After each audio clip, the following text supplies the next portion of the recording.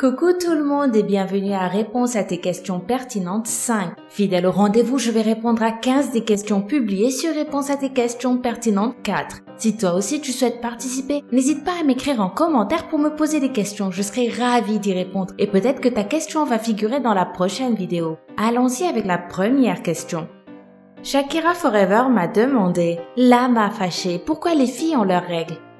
Bonjour Shakira Forever. Comme tu le sais déjà, les jeunes filles à l'adolescence passent par la phase de puberté qui transforme leur corps de fille en un corps de jeune femme. Pour ce faire, plusieurs changements apparaissent progressivement et assez rapidement, notamment l'apparition des seins, une pilosité plus importante, une croissance qui accélère, mais elle est surtout marquée par l'apparition des fameuses règles. C'est à ce stade qu'une fille se projette vers l'âge adulte et devient une femme car les règles constituent un cycle important dans sa vie. C'est grâce aux règles que le corps de la femme se prépare pour qu'un jour il puisse donner naissance à un bébé. Pour t'expliquer un peu mieux le processus des règles, chaque mois une muqueuse est formée au niveau de la paroi de l'utérus et arrivé au milieu du cycle approximativement, les ovaires de la femme produisent des œufs, nommés ovules. Si l'ovule est fécondé par un spermatozoïde, celui-ci reste en place et forme un bébé. Par contre, s'il n'est pas fécondé, l'utérus se met à saigner. Les règles sont donc un mécanisme de nettoyage naturel de l'utérus puisqu'il dégage les particules ou fluides qui s'y trouvent. Passons à Rafik Lourd qui me demande « L'âme m'a fâché, pourquoi lorsque quelqu'un est maladroit on dit qu'il a deux mains gauches ?» Coucou Rafik Lourd et merci pour ta réponse pertinente. En tout cas, tu sembles bien agacé par les propos de certains. Ne t'inquiète pas car si les gauchers ne sont pas aussi nombreux, c'est parce qu'ils sont spéciaux. Et oui, figure-toi qu'être gaucher veut dire que ton corps a un côté plus costaud que l'autre. C'est-à-dire qu'au contraire, tu es plus habile au niveau des pieds et des mains. Tu as une vue plus développée et des oreilles qui entendent encore mieux comparé à la normale. Tout ceci parce qu'un côté du cerveau est plus robuste et il s'agit de l'hémisphère droit pour les gauchers. Les gauchers ont également un sens artistique développé puisque c'est le côté droit du cerveau qui gère les fonctions artistiques. Les gauchers sont même plus doués que les droitiers pour certains sports comme l'escrime ou le tennis car encore une fois l'hémisphère droit de leur cerveau commande la main gauche et offre un avantage aux athlètes puisqu'ils gagnent quelques millièmes de seconde d'avance sur leurs adversaires grâce à leur habileté manuelle. Alors Rafik, ne t'en fais pas si on a tendance à associer la main gauche à la maladresse. C'est parce que très peu de personnes sont capables d'utiliser leur main gauche car ils manquent d'adresse. Voici Irvins, Mademoiselle VV qui veut savoir que se passerait-il si on n'avait pas de larmes.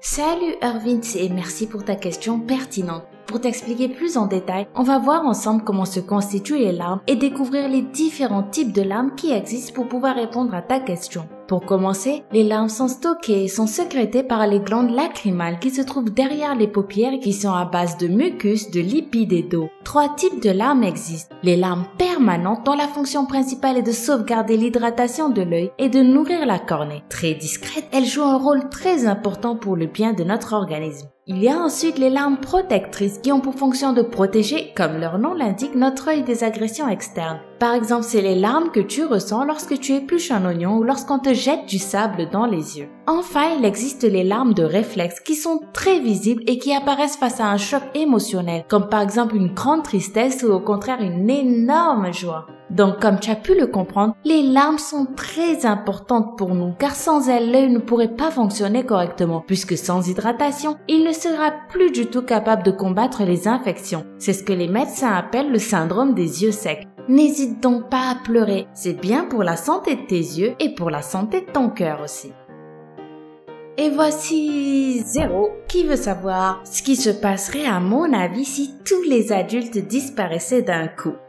Coucou à toi Zéro et merci à toi pour ton incroyable question. En tout cas, tu ne manques pas d'imagination. Je pense que si tous les adultes disparaissaient d'un seul coup, le monde serait chamboulé quand même, puisque les bébés et les enfants seraient livrés à eux-mêmes et qu'ils auraient beaucoup de mal à survivre sans adultes. Tu imagines aussi le nombre de jeunes malades qui ne pourraient plus se soigner car les médecins auraient disparu? Et qu'en penses-tu de la nourriture, des voitures qu'il faut conduire, des écoles sans professeurs? Un monde sans adultes serait bien vide, les petits enfants, les adolescents et les bébés seraient bien perdus et beaucoup d'entre eux pourraient même en mourir. Il ne faut pas oublier non plus qu'un adulte est aussi un adulte parce qu'il est généralement responsable. Il assure de l'ordre dans la vie de tous les jours et c'est grâce aux adultes que l'on devient un jour adulte nous-mêmes et responsable à notre tour. Allez, passons maintenant à la question de Sanjayan Murali. Pourquoi les prises électriques des autres pays ne sont pas les mêmes que chez nous les Français? Merci Sania Jeanne pour cette curieuse question et j'espère que j'ai bien prononcé ton pseudo. Pour répondre à ta question, c'est tout bête. Pour des raisons historiques et lorsque l'homme avait commencé à utiliser des prises, il n'y avait pas vraiment de règles précises. Chaque pays fabriquait son propre système à sa guise et sans avoir une idée sur les prises des autres continents puisque nos ancêtres voyageaient très peu. Au fil du temps, la fabrication des prises électriques s'est développée et leurs normes de sécurité également. Par contre, il est difficile d'avoir une prise unique utilisée partout dans le monde car tout simplement, on ne peut pas changer tout d'un seul coup. Ainsi en France, nos prises électriques sont généralement rondes avec 2 trous avec une borne pour la terre. Nous utilisons un courant de 220 volts alternatif à 50 Hz. Du côté des Anglais, ils utilisent des prises composées de 3 broches rectangulaires, donc 3 trous dont un fermé qui ne s'ouvre que si l'on appuie dessus par mesure de sécurité. Passons maintenant à Abed Zakaria qui m'a demandé d'où vient le mythe du loup-garou. Salut à toi Abed Zakaria. Alors pour te répondre, on va revenir au Moyen-Âge et même avant, on va revenir au 5e siècle par exemple. La légende racontait que les Grecs qui vivaient sur les bords de la mer Noire considéraient les habitants de ces régions comme étant des magiciens capables de se transformer en loups. Ce n'est qu'à partir du 15e siècle que le mythe se transforma en superstition religieuse, surtout en Europe puisqu'on estimait que le loup avait fait un pacte avec le diable lui-même, donnant naissance au loup-garou, un être à moitié humain et à moitié loup. Aujourd'hui, il existe une maladie qui s'appelle la lycanthropie et qui désigne une affection psychique qui atteint certaines personnes qui s'imaginent être un loup. Il s'agit en fait d'une hallucination qui laisse croire au malade qu'il s'est transformé en loup-garou. En tout cas, cette légende a subsisté bien après l'époque moderne et aujourd'hui elle enchante nos écrans de télévision. Passons maintenant à Kawaii Neko 05 qui me demande pourquoi on a différentes couleurs de yeux. Merci Kawaii pour ta question. La réponse est simple, c'est la mélanine qui en est la cause. Un pigment sécrété naturellement par notre corps qui permet de colorer aussi bien nos cheveux que notre peau et qu'également nos yeux. En fonction de sa concentration, la mélanine est soit brune, soit noire. Pour bien t'expliquer pourquoi il existe des personnes qui ont des couleurs de yeux différentes, je vais y aller doucement et on va parler de presque toutes les couleurs. La couleur bleue est la conséquence de mutations de plusieurs gènes au fil du temps qui impliquent une faible concentration de mélanine. En fait, quand une partie de la lumière est absorbée par l'iris, ce dernier diffuse les couleurs qui tirent vers le bleu, ce qui explique les yeux bleus. De même pour la couleur verte qui, elle, est le résultat d'une présence plutôt moyenne de la mélanine. Donc en somme, la différence de couleur des yeux est principalement liée aux gènes et au niveau de concentration de mélanine dans l'iris. Passons maintenant à une question de Fox Channel qui me demande pourquoi le ciel est bleu. Coucou Fox Channel, d'où vient donc cette belle couleur de ciel bleu? En fait, la lumière venant du ciel est en principe blanche puisqu'elle est composée de toutes les couleurs de l'arc-en-ciel. La lumière voyant sous forme d'ondes de différentes longueurs, chaque couleur a sa propre longueur d'onde et c'est les longueurs d'onde les plus courtes qui sont les plus diffusées par les molécules présentes dans l'atmosphère, notamment la lumière bleue et la lumière verte. Voilà Fox Channel pourquoi le ciel est entièrement bleu. Voici Super Dead Carter Collection qui me demande comment se fait-il que nous pouvons reconnaître quelqu'un qui descend les escaliers juste au son de ses pas. Bonjour Super Deck, j'adore ta question. Pour reconnaître les pas de quelqu'un, je dirais que pas mal de facteurs entrent en jeu et peuvent t'aider à identifier la personne qui descend les escaliers ou qui marche dans le couloir. Ces facteurs dépendent du poids de la personne, de sa respiration, de la fréquence ou de la rapidité de ses pas, du bruit de ses chaussures qui peut te sembler familier ou même de son odorat. Il ne suffit donc pas d'écouter les pas de la personne pour la reconnaître, mais il s'agit bel et bien d'une association de sons qui, mise tout ensemble, t'aide et te permet de reconnaître la personne. Alors Super Deck, un conseil. Si tu souhaites surprendre quelqu'un, il faudra faire en sorte de porter des chaussettes, mais aussi d'éviter de faire tout autre bruit. Et voici maintenant Kishlo qui me demande à quoi sert la barbe.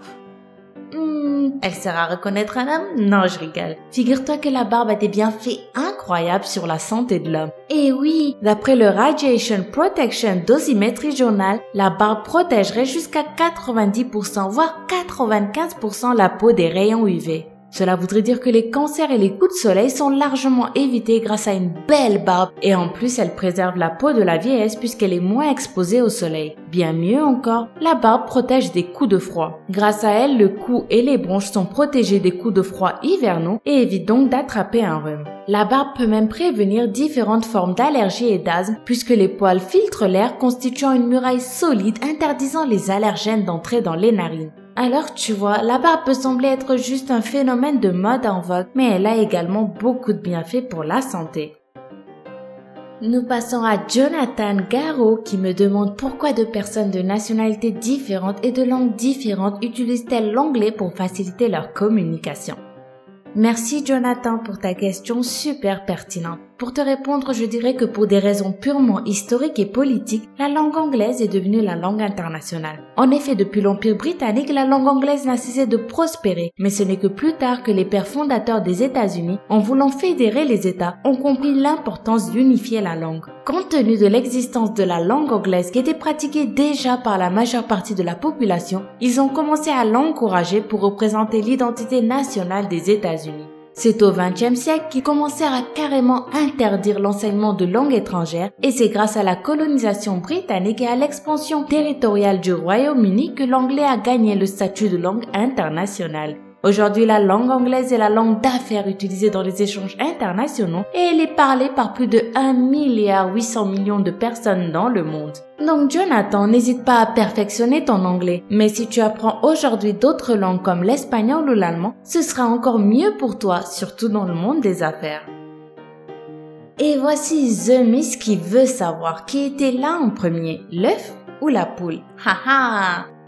Cette question figure parmi les paradoxes les plus connus et les plus intéressants depuis des siècles. Cependant, certains scientifiques ont tenté de l'expliquer et ont trouvé réponse à ta question. Alors voilà leur théorie. Selon les scientifiques des universités de Sheffield et de Warwick, c'est la poule qui serait venue en premier. En effet, la coquille de l'œuf contiendrait une protéine qui n'existerait qu'à l'intérieur des ovaires de la poule. Donc en somme, pas de poule, pas d'ovaire, pas d'ovaire, pas de protéine, pas de protéine, pas de coquille, et pas de coquille, pas d'œuf.